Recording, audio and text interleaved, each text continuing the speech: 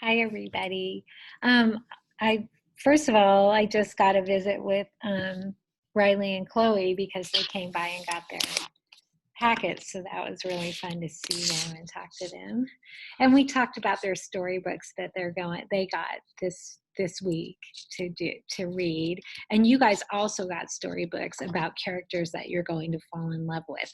And so I can't wait for you to start reading those.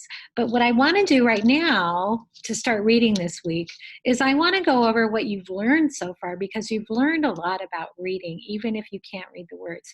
If you can read the words, you've learned how to put a lot more meaning into your reading, how to get into your characters, how they should sound, how to read like a teacher.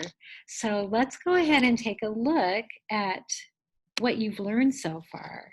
So this says we are storybook readers. I'm going to just bring this over a little bit. We are storybook readers. So you guys are storybook readers, right? That's what you're working on. That's what you're doing so well right now. And I think that you guys are really getting into it. I mean, are you enjoying reading your stories and learning about your characters and talking like them and acting them out? It's so fun for you. So this says we are storybook readers. So what's one of the things we learned about reading our storybooks that is helping us to learn to read? Let's look at one thing. This says we look at the pictures, we remember, and we read.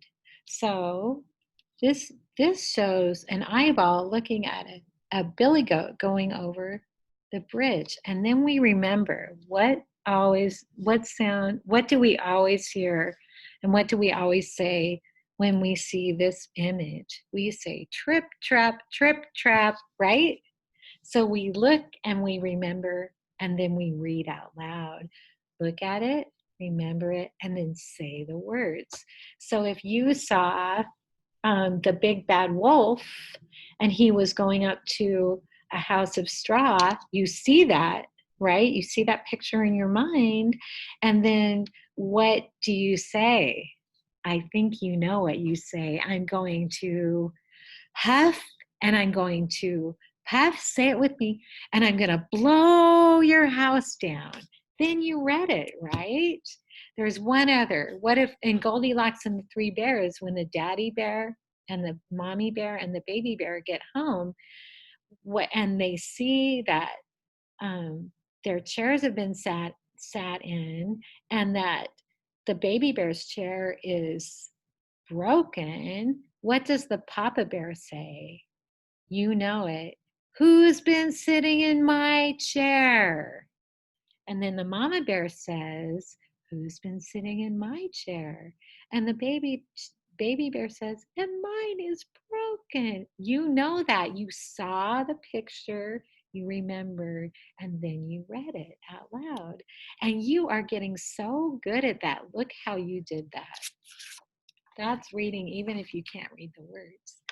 This says we make the words and the pictures match.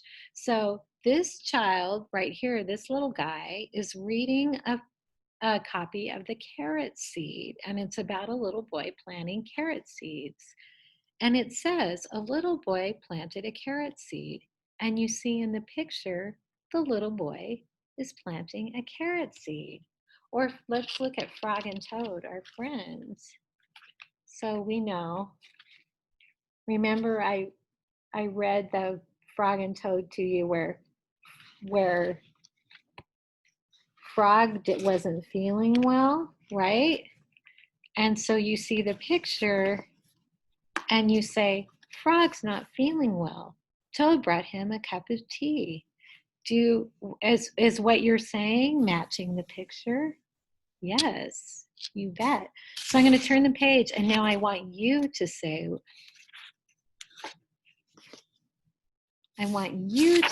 what you think is happening here. Remember that? What is Toad doing? And why is he doing it? So I'm going to give you a minute.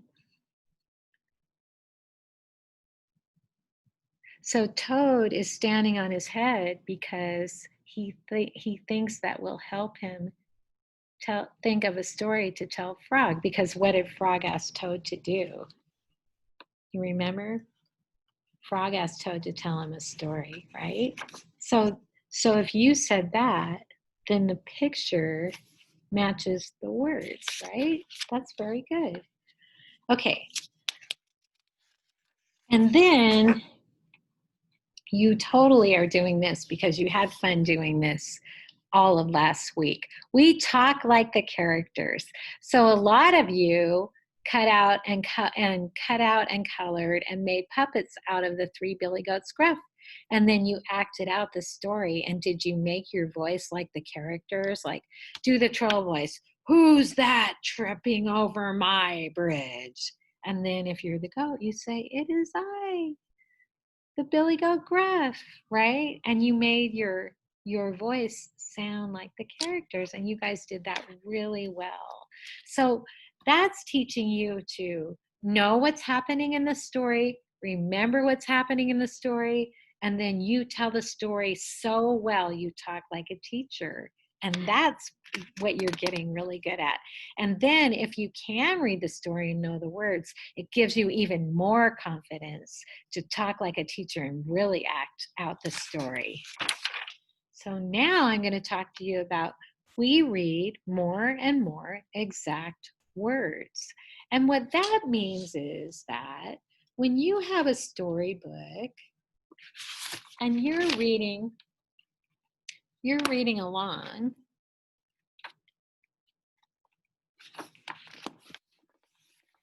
and you're saying what you think is happening in the story, even if you can't read the words, I want you to notice all of the writing on the pages. So what would you say right here? This is about, this story is called The Story. And you see that Toad is here and Frog is here. And we know that Frog's in bed because he doesn't feel well. He's not feeling well. So Toad brings him some tea. And then Frog says, can you please tell me a story? So I said all that. But do you see this? There's a lot more words than what I said. That means there's more story to tell. There's more to tell. So what could you add that I forgot? What could you add that I forgot?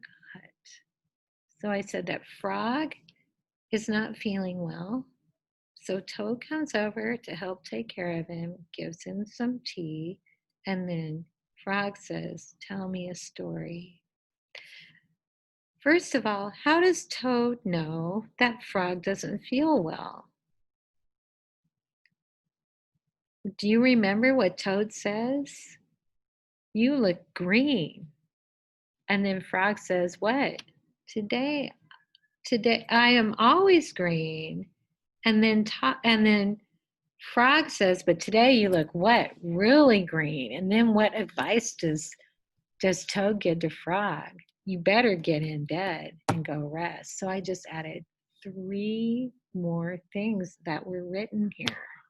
So your job now is to actually look at the story, at your story, and make sure that you say all the words that you can think of that are there, even if you can't read them.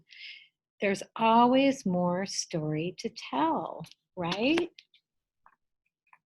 Is that kind of hard? What's another example that we could think of? Let's look at the Three Billy Goats Gruff. That's one you know really well.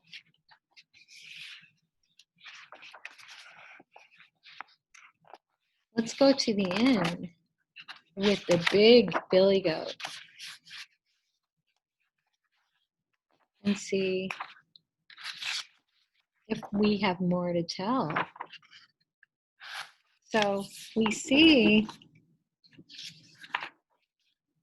that this Billy Goat is the big one.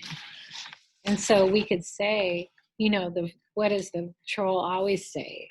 He always says, who's that tramping over my bridge?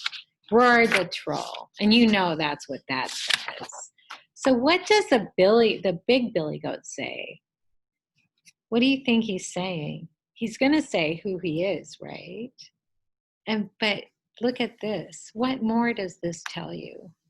What does this tell you? Does this tell you that he's saying it quietly or that he's very loud?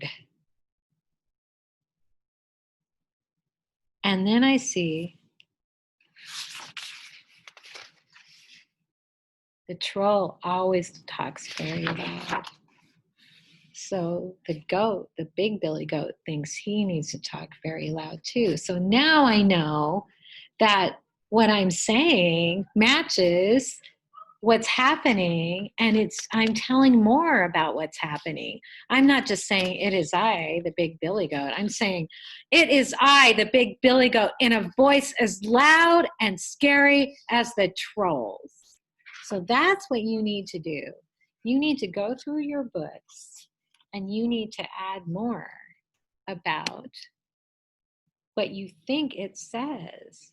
You can get stuck in saying, I'm going to huff and puff and blow your house down, but you need to add more, okay? Go look through your books, look at each page, and read as much as you think is there, okay?